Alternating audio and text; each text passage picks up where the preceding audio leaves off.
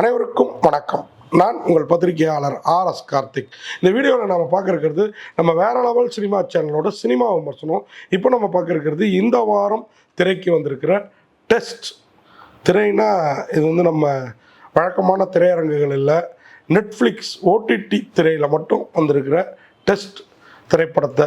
இது OTTன்னொன்னே வெப் சீரிஸ்ன்னு நினச்சிடாங்க, திரைப்படம், முழு நீள திரைப்படம் தான். அந்த டெஸ்ட் படத்தோட ரிவ்யூ தான் பார்க்க போகிறோம். டெஸ்ட் இதை மாதவன், நயன்தாரா, சித்தார்த், மீரா ஜாஸ்மின் இப்படி பெரும் நட்சத்திரங்கள் இந்த டெஸ்ட்டு திரைப்படத்தில் இருக்கிறாங்க, நடிச்சிருக்கிறாங்க. என்ன கதை களம் அப்படிங்கிறத பார்க்குறது முன்னாடி இந்த திரைப்படத்தை இயக்கியது சசிகாந்த்.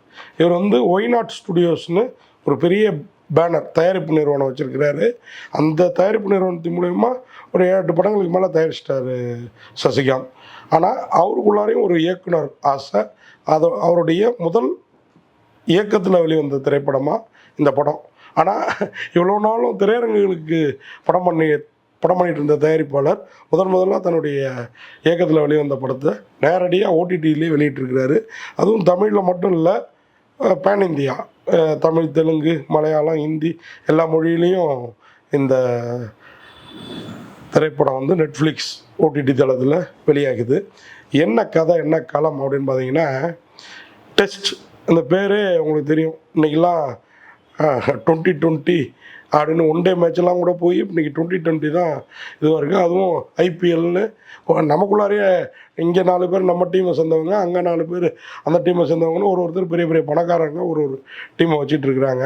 ஹைதராபாத்து, டெல்லி, பாம்பே இப்படி ஊருக்கு ஒரு டீம். இதில் நம்ம சென்னை டீம் பெருசு, ஹைதராபாத் டீம் பெருசு, அடுத்து மும்பை டீம் தான் அடிக்கும் அப்படின்லாம் யோசிச்சோம்னா நேற்று லக்னோ டீம் அடிச்சிட்டு இருக்குது சில சமயத்தில். அந்த மாதிரிலாம் ஏதோ காமெடியாக நமக்கு தோணுது. நம்மளாம் ஒரு பீரியடில் கிரிக்கெட்டை ரொம்ப விரும்பி பார்த்தோம். இன்றைக்கி இந்த லோக்கல் கவுண்டி மேட்ச்லாம் நடத்த ஆரம்பித்த பிறகு நமக்கு டிவி முன்னாடியே உட்கார்றது இல்லை. ஆனால் இந்த டெஸ்ட் படத்தில் பல ஆண்டுகளுக்கு முன்னாடி நடந்த இந்தியா பாகிஸ்தான் டெஸ்ட்டில் இப்படி ஒரு மேட்ச் ஃபிக்ஸிங் அப்படிங்கிற மாதிரி ஒரு கதையை எடுத்துருக்கிறாரு. என்ன மேட்ச் ஃபிக்ஸிங் என்ன அப்படின்னு பார்த்தீங்கன்னா, இந்தியா டீமில் 10 வருடமாக சூப்பர் ஹீரோவாக இருந்துகிட்ருக்கிறவர் அர்ஜுன். அவர் தான் சித்தார்த், சென்னையை சேர்ந்தவர். அவர் ஒரு கடந்த ஒரு 4-5 மேட்சாக சரியாக இல்லை. அதனால் இந்த டெஸ்ட் மேட்ச்லேருந்து அவரை வெளியேற்றிடணும். அது நம்மளாக வெளியேற்றக்கூடாது, அவராக வெளியேறின மாதிரி இருக்கணும்னு கிரிக்கெட் போர்டு அவரை பேசுகிறதுக்கு அழைக்குது. ICC ஏதோ சொல்லுவோம் இல்லைங்களா, அந்த கிரிக்கெட் வாரியம். ஸோ அங்கே போகிறாரு. போனவர் நான் அப்படிலாம் சொல்ல மாட்டேன், வேணா நீங்கள் சொல்லிக்கிங்க அப்படின்னு சொல்லிட்டு வெளில வேறு மாதிரி ஒரு பாலிடிக்ஸ் பண்ணுறாரு மீடியாவை வச்சு. இது ஒரு பக்கம். அந்த பாலிடிக்ஸால் அவர் திருப்பியும் அந்த மேட்சுக்குள்ளார போனாரா, திருப்பியும் கிரிக்கெட்டில் பூந்து புறப்பட்டாரா, விளாசி தள்ளினாரா அப்படிங்கிறது ஒரு பக்கம். இன்னொரு பக்கம் மாதவன், அவர் நயன்தாராவோட ஹஸ்பண்டு. அவர் ரொம்ப வருஷமாக ஒரு வித்தியாசமான ஒரு பொருளை, அவர் யாருன்னு கேட்டிங்கன்னா, நம்ம ஊரில் IIT மாதிரி பாஸ்டன் MITயில் படித்தவர், அதுவும் டபுள் டாக்டரேட் வாங்கினவர், பல ஆராய்ச்சிகள்லாம் பண்ணவர். நம்ம ஊரில் மணிப்பாலில் மட்டும் அந்த இன்ஸ்டியூட் இருக்கிறதா MIT சொல்லுவாங்க. ஸோ அங்கே படித்தான்னு கூட அதில் ஒரு ட்ரிப்பு கேட்குறாரு நம்ம சித்தார்த்து. இல்லை பாஸ்டனில் படித்தேன் அப்படின்னு சொல்கிறாரு. அப்புறம் என்ன பண்ணிகிட்ருக்கீங்கப்பா அப்படின்னா, கேன்டீன் வச்சுருக்கிறாரு அப்படின்னு நயன்தாரா சொல்கிறப்ப இவருக்கு சுருக்கும்.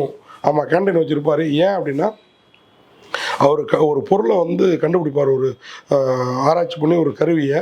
அதை நம்ம ஊர் அரசாங்கம் அவ்வளோ சீக்கிரம் ஏற்றுக்கொள்ளாமல் இழுத்தடிச்சிட்ருக்கும். ஸோ அதனால் இவர் பொண்டாட்டி காசில் சாப்பிட்றவர், வெட்டி பெறுவழின்னு வெளியில் ஒரு பேச்சு இருக்கும். ஆனால் இவரை ஒய்ஃபும் காளி வெங்கட், அவருடைய சகோதரர் மாதிரி ஒரு கேரக்டர், சித்தப்பா பையன் பெரியப்பா பையன் மாதிரி வச்சுக்கோங்களேன், ஐஸ்டன்னு கூட சொல்லலாம், அப்படி ஒரு கேரக்டர். அவரும் நம்புகிறாங்க, அவருக்கு தேவையானதெல்லாம் பண்ணுறாங்க. ஒரு கட்டத்தில் மனைவிக்கு தெரியாமல் தன்னுடைய கேன்டீனை விற்றுட்டோ அடகு வச்சுட்டோ அந்த காசை தூக்கி 50 லட்ச ரூபா கடன் வாங்கி வட்டிக்கு வாங்கி அதை தூக்கி உள்ளே போட்டு இந்த ஆராய்ச்சியை முடித்து அந்த பொருளை ரெடி பண்ணிடுறாரு. அதாவது தண்ணியில் பெட்ரோல் தயாரிக்கிற மாதிரி. இப்போது மினிஸ்டர்கிட்ட போகிறாரு, அங்கே நக்கல் அடிக்கிறாப்புல. மினிஸ்டர் இவருடைய ப்ராடக்டை ரொம்ப வரவேற்கிறாரு. கூட இருக்கிற செக்ரட்டரி அதை ஒத்துக்க மறுக்கிறாரு. அப்போ என்னையா தெரியும், இப்படி தான் கொஞ்சம் நாளைக்கு முன்னாடி ஒருத்தன் மூலிகையில் பெட்ரோல் தயாரிக்கிறேன்னு வந்தான் அப்படின்னு கிண்டல் அடிக்கிறாப்புல. அப்படியே கதையோடு ஓடுது. இதில் வெறுத்து போகிற மாதவன் வெளியில் வராரு. வெளில வந்த மாதவனை வந்து அடுத்த வாரமே நம்ம வந்து உங்கள் பொருளை வந்து லான்ச் பண்ணிடலாம் இந்தியா முழுமைக்கும் அப்படின்ற லெவலில் மினிஸ்டர் சொல்கிறாரு. டெல்லியில் ஓகே பண்ணிடுறேன் அப்படின்ட்டு. ஆனால் அதுக்கு தடையாக இந்த செக்ரட்டரி 5 கோடி ரூபா கொடுத்தா தான் பொருளை வந்து லான்ச் பண்ண முடியும் அப்படின்றாரு. இப்படி பண தேவைகள். சரி, இவர் கண்டுபிடிச்ச பொருளுக்கு தான் இவ்வளோ பெரிய பணம் தேவைன்னா, மனைவி ஐவிஎஃப் இந்த கருத்தரித்தல் மையங்கள் மூலயமா கரு உண்டாக்கிக்க ஏஜ் பார் ஆகிடுச்சு, ஏதோ ஒரு காரணம் அவங்க உண்டாக்கிக்க பார்க்குறாங்க. அதுக்கு ஒரு 5 லட்ச ரூபா தேவைப்படுது. இது இல்லாமல் இவர் வட்டிக்கு வாங்கின காசை கழுத்தை நெருக்குது குட்டி. அந்த கேரக்டர் வந்து பெரிய டானோட இருக்கிறாரு. அவர்கிட்டருந்து இவருக்கு வட்டிக்கு வாங்கி கொடுத்துருப்பாரு போட்டிருக்கு. அவர் அடிச்சிடண்டா போயிடுவான்டான்ட்டு காலி வாங்கிட்டு இவரையும் மிரட்டாப்புல மரியாதை கொடுங்கன்னு 2 பேருக்கும் முட்டிக்குது. இது ஒரு பக்கம். இப்போ இவருக்கு பண தேவை பயங்கரமாக இருக்குது. இதில் என்ன ஒரு பியூட்டி அப்படின்னா, நம்ம நயன்தாராவோட அப்பா தான் சித்தார்த்துக்கு கோச். சித்தார்த்தும் நயன்தாராவும் சின்ன வயசில் ஒன்றா படிச்சிருக்காங்க. அவங்க அப்பாவும் இவங்க அப்பாவும் ஃப்ரெண்டு.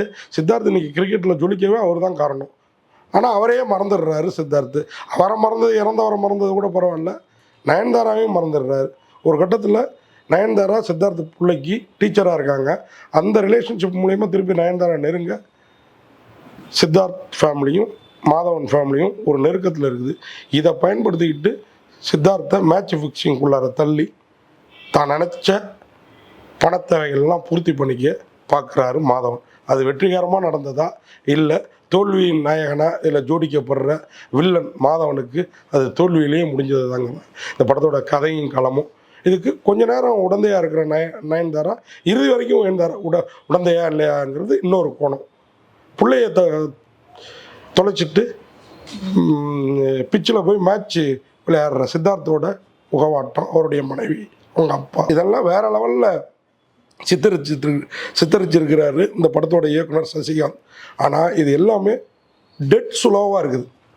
நாமளே யாரோட ஆட்டத்தை ரசிப்போம்? டிராவிட்டோட ஆட்டத்தை ரசிப்போமா? சச்சின் டெண்டுல்கரோட ஆட்டத்தை ரசிப்போமா? டோனியோட ஆட்டத்தை ரசிப்போமா?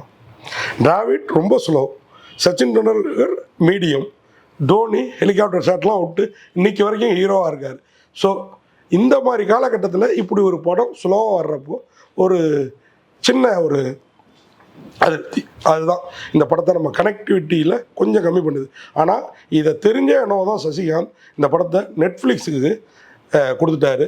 நெட்ஃப்ளிக்ஸில் நம்ம ஆறாமரை வீட்டில் உட்காந்துட்டு எப்படா படம் முடியுங்கிற தேவையே இல்லை. கொஞ்ச நேரம் டிவி ஆஃப் பண்ணி போட்டு நம்ம போய் என்ன தேவையோ செஞ்சுட்டு வந்து திருப்பி உட்காந்து பார்த்துக்கலாம். ஸோ அதை பிளான் பண்ணி அழகாக பண்ணியிருக்காங்க. அந்த விதத்தில் இந்த படத்தோட தயாரிப்பாளர் சசிகாந்தும் சரி, சக்கரவர்த்தி ராமச்சந்திரன் சரி புத்திசாலிகள். அதனால தான் இதை வந்து துணிஞ்சு இயக்கி இருக்கிறாரு சசிகாந்த். நல்லாவே இருக்குது. ஒரு அரை மணி நேரம் ஏதோ ஒரு மேபி இதை வெப்சீரிஸாக எடுத்திருந்தால் இன்னும் பிரமாதமாக இருந்திருக்கும். பிரேக் அவுட் எடுத்திருந்தா. ஸோ குறை சொல்கிறதுக்கு இல்லை, மாதவனோட நடிப்பு எக்ஸ்ட்ரானரி. ஆனால் அழகான மாதவனை இப்படி வில்லனாக காமிச்சிருக்காங்களே அப்படின்னு நமக்கு தோணுச்சு. ஆனாலும் மாதவனை வந்து நம்ம பார்த்த ரயில்வே மேன், இந்த சைத்தான், இந்த இந்தி படங்களெல்லாம் அப்படி நடிச்சிருப்பார் வில்லனாக இருந்தாலும். இதில் அந்தளவுக்கு ஸ்கோப் இல்லைனாலும் மாதவன் நடிப்பார் இல்லையா, நடிச்சிருக்கிறாரு. அதே மாதிரி ஹிசா பராபர் அப்படின்னு ஒரு இந்தி படம் கூட பார்த்த ஞாபகம் இருக்குது. வேறு லெவலில் பண்ணியிருப்பார். இதில் அந்த அளவுக்குலாம் இல்லை. ஆனால் மாதவன் வந்து மாதவனாக ஒரு வில்லனாக அழகாக வாழ்ந்துருக்கிறாரு. சித்தார்த் வந்து வழக்கம் போலவே புள்ள வந்து பயந்தாங்குழி அப்பா நீன்னு கேட்குறப்பெல்லாம் துடிச்சு போவார், கூடுதலாக பயப்படுவார். அதுதான் அப்படிப்பட்டவர் பிள்ளைய கவர்ந்து பண்ணுறதுக்கு என்ன பண்ணுறாரு அப்படிங்கிறது ரொம்ப அழகாக சொல்லப்பட்டிருக்கு இந்த படத்தில். கூட இருக்கிற மீராஜ், இந்த பெண்களை வந்து சொல்லுவாங்க வைக்க வேண்டிய இடத்துல வைக்கணுன்ட்டு. நம்ம ஒரு பிளானில் ஒன்று பண்ணுவோம், ஆனால் நமக்கு அட்வைஸ் பண்ணுறேன் இல்லை நம்மளை தாண்டி பண்ணுறேன்னு சொல்லி போலீஸ்கிட்ட போயிடுவாங்க அந்த அம்மா.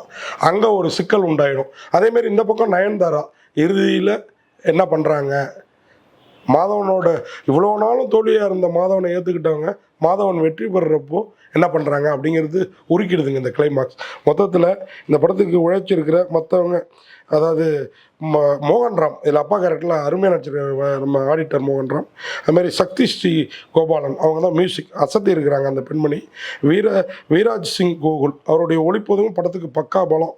டிஎஸ் சுரேஷ் அவர் மட்டும் இன்னும் சில சீன்ஸ் எல்லாம் திராவையான சீன்ஸை 1-2 கட் பண்ணி போட்டிருந்தா இந்த டெஸ்ட் நம்மளை வந்து இன்னும் பெருசாக டெஸ்ட் பார்க்க விட்டுருக்கோம் அப்படின்னு சொல்லி விடைபெறேன். ஆனாலும் ஒரு முறை பார்க்கலாம், ரசிக்கலாம்னு சொல்லி விடைபெறேன். நன்றி, வணக்கம்.